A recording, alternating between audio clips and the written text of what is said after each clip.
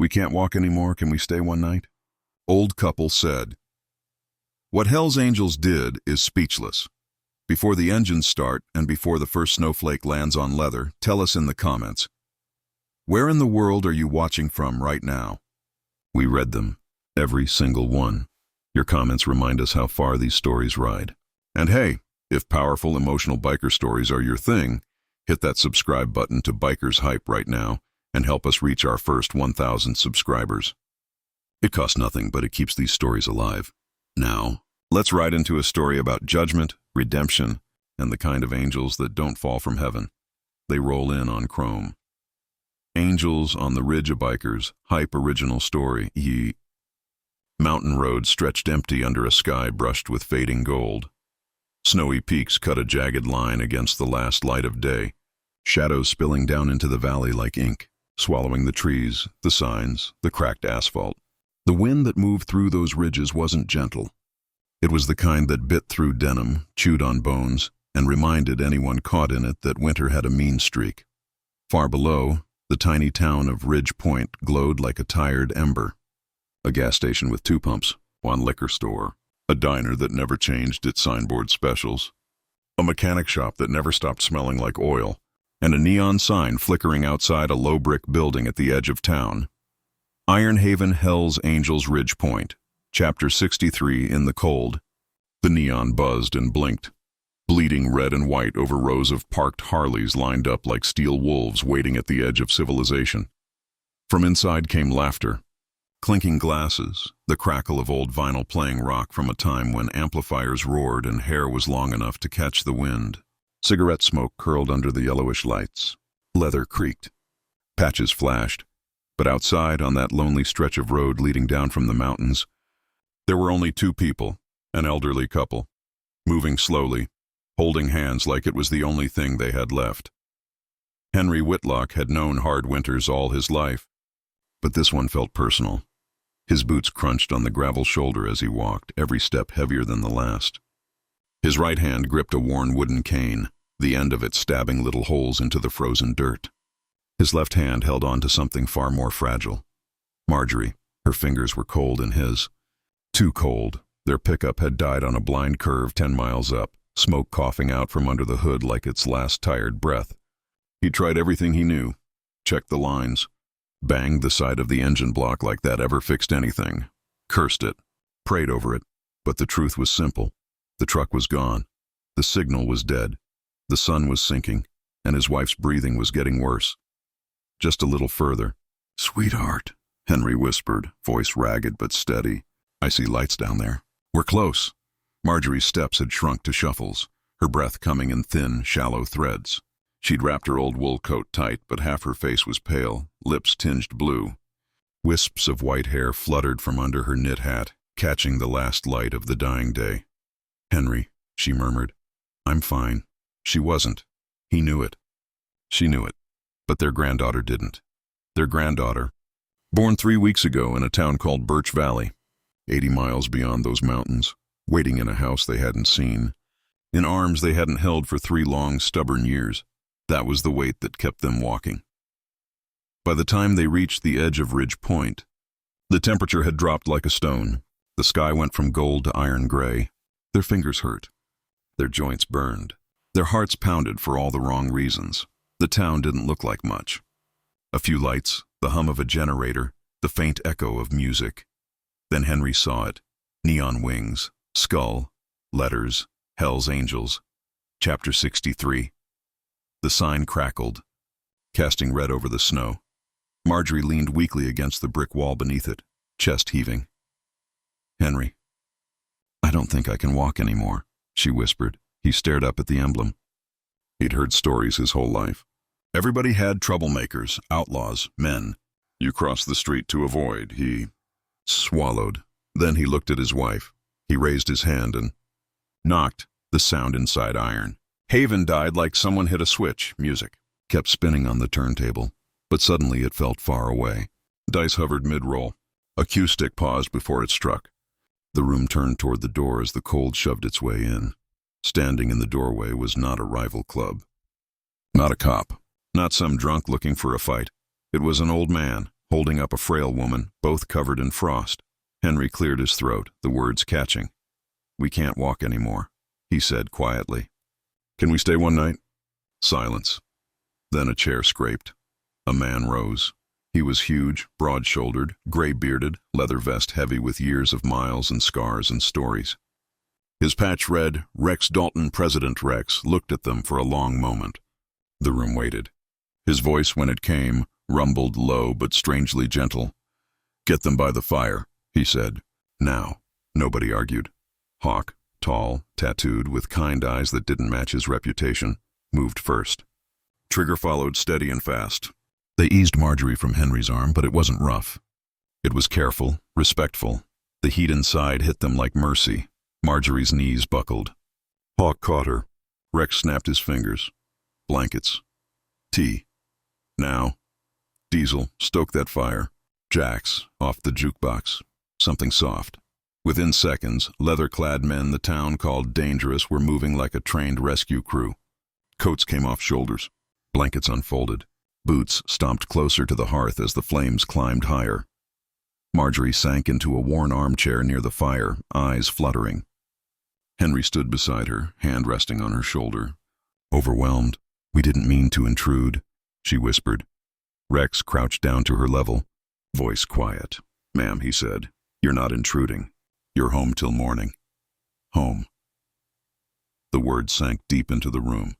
Diesel tossed another log on the fire, amber light dancing along the walls, flickering over skull rings and patches and tired lines carved into sunburned faces. Henry took a mug of hot tea from Hawk, hands trembling. "You boys part of that biker gang folks talk about?" he asked with a faint attempt at a smile. Rex's lips twitched. "Depends who's talking, sir," he said. "We call it family." A low ripple of laughter softened the air. Jax tuned an old guitar in the corner, fingers gentle on the strings.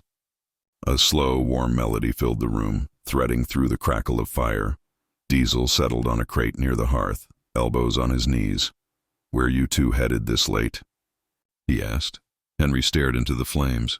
"Birch Valley," he murmured. "Our daughter's place. Haven't seen her in 3 years. She just had a baby girl. We were gonna surprise her. Truck gave up on us. Guess it wasn't meant to be." The room shifted. A different kind of silence now. Rex's jaw tightened. He knew what it meant to let people slip away because pride shouted louder than love. He looked to Trigger, a nod. A silent message. Trigger slipped out into the cold to check the truck. Rex turned back to the couple. "Well, sir," he said, "sounds to me like that trip ain't over yet." They let Henry and Marjorie sleep. As the fire hummed low and the wind scraped at the windows, the men of Chapter 63 gathered around the scarred wooden table at the back. Beer bottles and coffee mugs sat side by side. Trigger came in last, snow dusting his shoulders. "Truck's done," he reported. "Transmission's toast." "She ain't moving again," Diesel swore under his breath. Hawk sighed. Poor old man looked like he was barely held together. "She's worse." Maria, who ran the diner next door and moved through Iron Haven like she owned a part of their souls, crossed her arms. "So," she said, "what are you boys gonna do? Let them freeze in town while you play cards?" Rex sat quiet for a long moment. He'd worn that patch for half his life. He'd taken the weight of every rumor, every stare, every headline. He'd bled for brothers, buried brothers, and carried ghosts. People thought they knew him. People thought they knew all of them. But tonight, staring at those two exhausted strangers asleep by his fire, something stubborn inside him refused to let their story end on a broken road. "How far's Birch Valley?" he asked. 80 miles, Trigger said. "Mountain road." "Ice in the pass," Hawk smirked faintly. "Our kind of road." Rex stood. "Then we ride at sunrise," he said. No argument, just nods. Because whatever the world called them, however they were judged, the men in that room knew exactly what brotherhood meant. And tonight, for reasons even they couldn't fully explain, that brotherhood was about to extend to an old couple they had never met before. Hook reminder, on screen, voiceover. If this moment already warmed your heart, even a little, drop a in the comments. And if you believe men like this still exist in this world, hit like, share this video with a friend, and make sure you're subscribed to Bikers Hype. Help us hit 1,000 subscribers so we can keep sharing real stories where bikers aren't villains.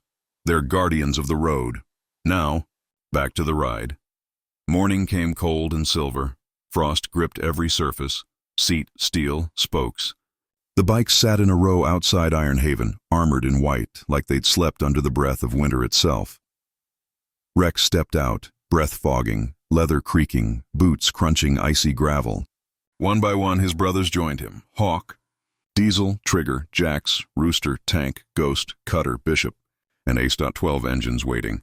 Inside, Henry woke to the smell of coffee and bacon, disoriented for a moment as he remembered the neon sign, the fire, the strangers who weren't really strangers anymore. "What are you doing?" Henry asked as he stepped out and saw the men loading saddlebags with blankets, thermoses, medical kits.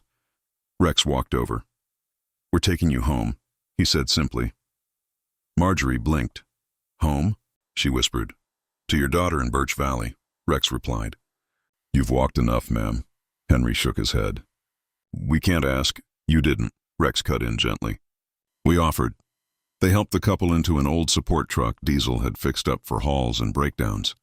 Hawk tucked blankets around Marjorie like she was made of glass. Jack slipped an extra scarf around Henry's neck. "You boys part of the real Hells Angels?" Henry asked quietly. Rex glanced at the patch on his chest, then at the man's tired face. "We're Ridge Point, Chapter 63. He said. "That's all that matters today." Engines growled to life, one after another. The sound filled the valley, raw. Powerful, alive. Rex rolled to the front. Raised 2 fingers. "Let's show the world what real angels look like," he said. They rode. The convoy tore out of Ridge Point as dawn split the horizon.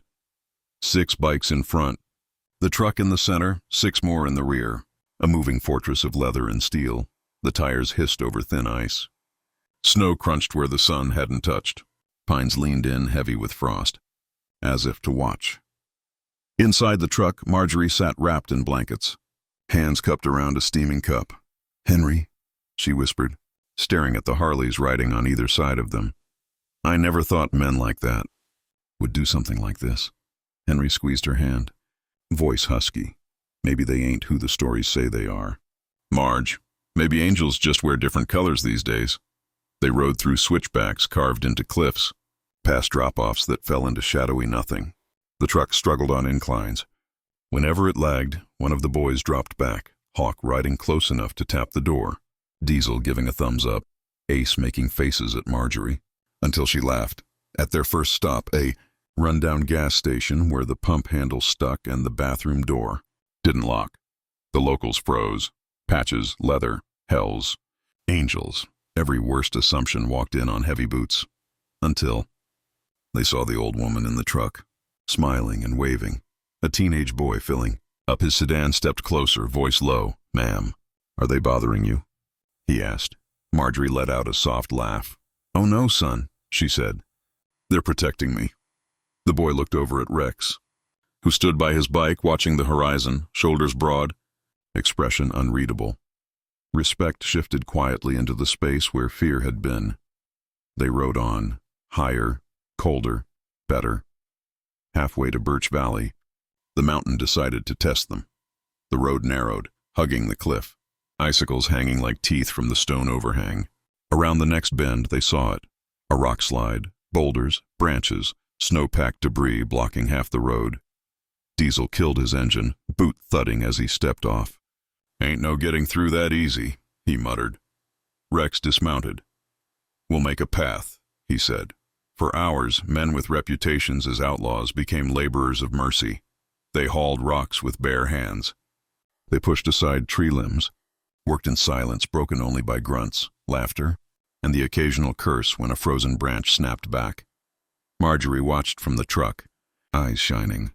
"Look at them," she whispered. "They don't even know us." Henry's eyes were damp. "They don't need to," he said softly. "They just know we needed help." "That's enough." Diesel's knuckles bled. Hawk's jacket tore on a jagged rock. Ace slipped and hit the ground, then burst out laughing, flipping the bird at the sky before getting right back up. When at last there was enough space for the truck to creep through, the men stepped back, breathing hard. Faces flushed from cold and effort. Rex clapped Diesel on the shoulder. "Mount up." Engines roared again. As they rolled forward, Marjorie pressed her hand to her chest. She wasn't praying for rescue anymore. She was praying in gratitude that goodness still lived in places the world didn't bother to look. By the time they reached the overlook above Birch Valley, the sky had turned a deep orange, fading at the edges to purple. The town below shimmered like a promise. Henry leaned forward, eyes wide. "That's her town, Marge," he choked. "That's our Grace." They pulled over for a moment. Rex walked to the truck, thermos in hand. "You ready to see her?" he asked. Henry's lips trembled. "I don't know what to say after all this time," he murmured. Rex shrugged, gaze soft. "Say what matters," he replied.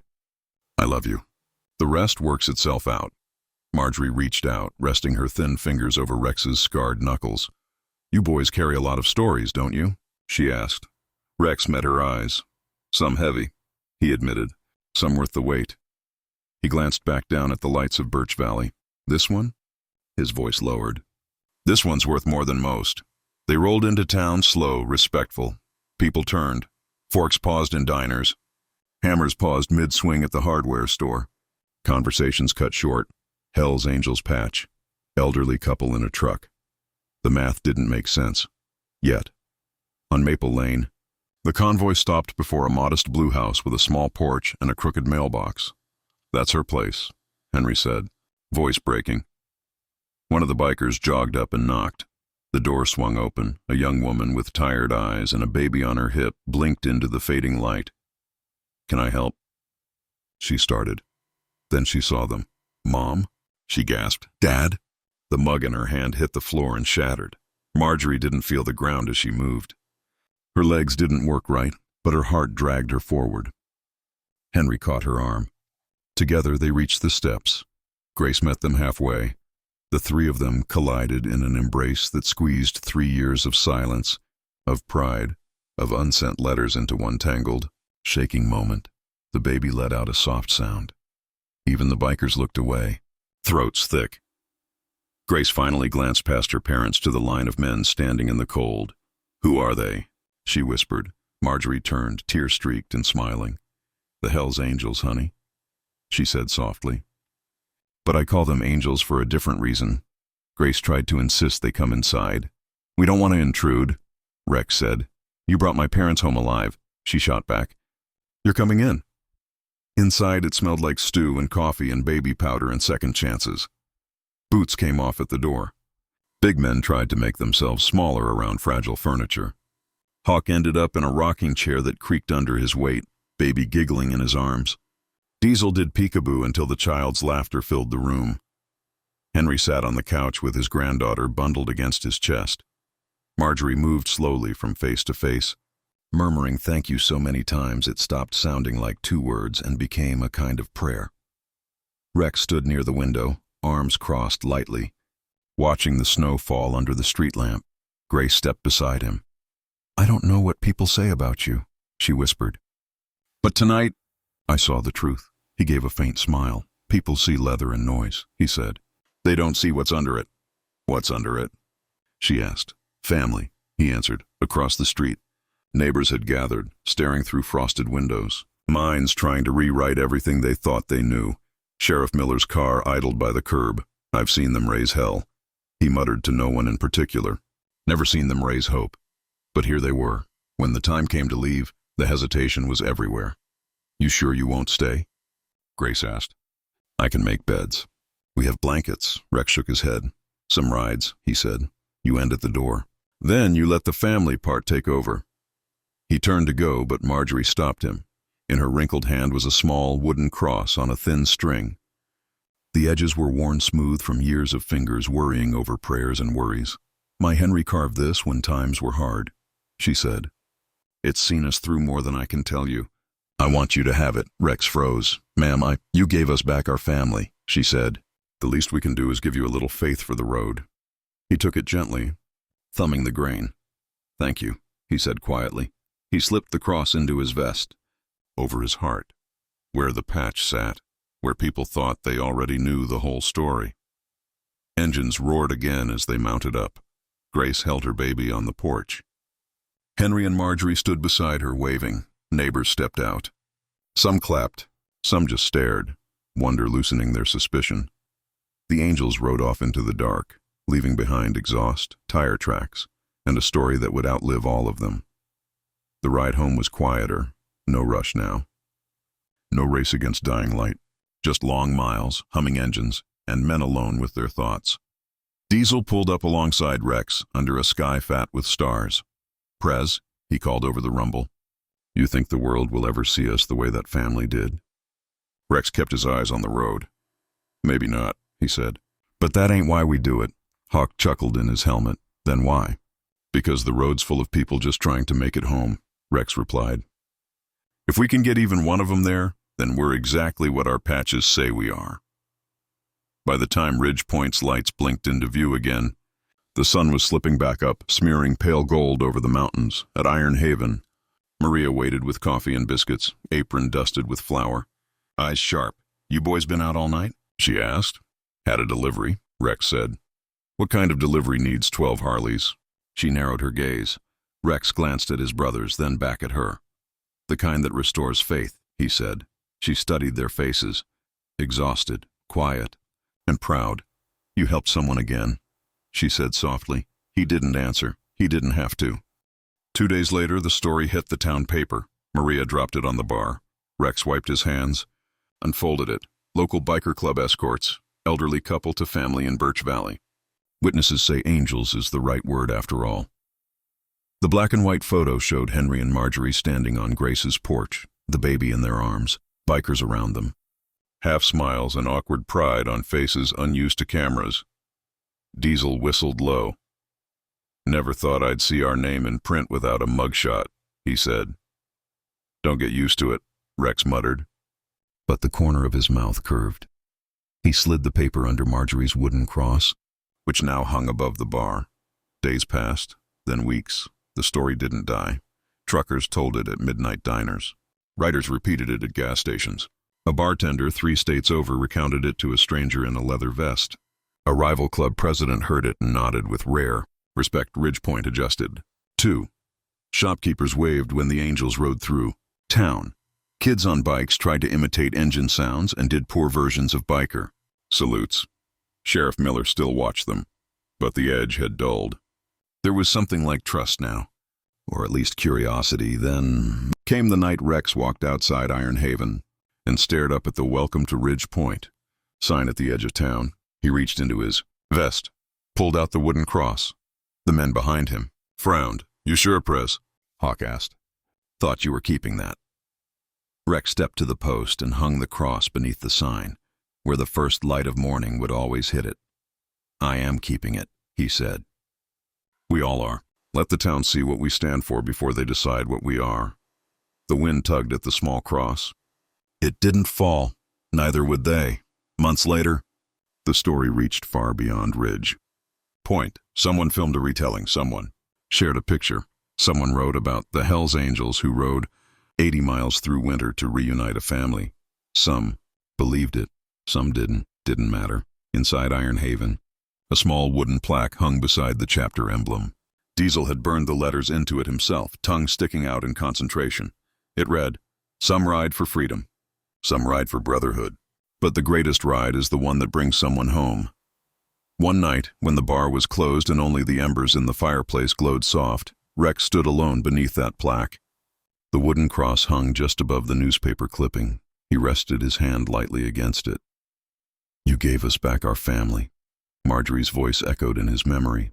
A rare, quiet smile touched his face. "Guess you gave us back ours too," he murmured. Outside, the road slept under the stars, but it would wake. It always did, and chapter 63 would be ready, because somewhere out there, someone's engine would die. Someone's hope would fade. Someone would be standing at the edge of a decision, wondering if the world still had room for kindness. And if the call ever came, Ridgepoint's Angels would ride, not for glory, not for headlines, but for the simple, stubborn belief that nobody who wants to get home should be left behind in the cold. If this story touched your heart, if it made you see bikers, Brotherhood, or the Hells Angels in a different light, if you believe that sometimes the roughest hands carry the gentlest acts, hit like right now and share this video with at least one friend who loves bikes, loyalty, or real stories that hit deep. Subscribe to Bikers Hype and help us smash our first 1,000 subscribers. If you truly love the Hells Angels and these kinds of stories, prove your love. Share this video, drop a, and comment "Angels Still Ride" so we know you're part of this road with us. Because sometimes angels don't fall from heaven. Sometimes they ride in on 2 wheels.